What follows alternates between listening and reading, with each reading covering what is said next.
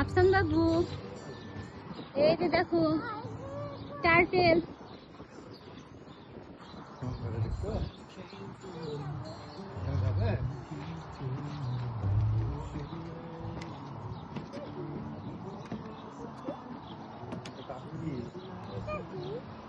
এটা কি ডান্টি না?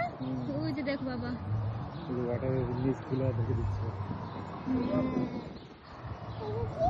গরমে কেমন করতেছে। এই যে বাবা দেখো একটা টার্টেল দেখছো, অনেক গর্ত করে ফেলছো না? ওয়াও, আমি এরকম দেখি না এলো এত বড়। বাবা দেখো, পা দিয়ে লেগ দিয়ে কাল করে বুঝছো এদিকে যাবে।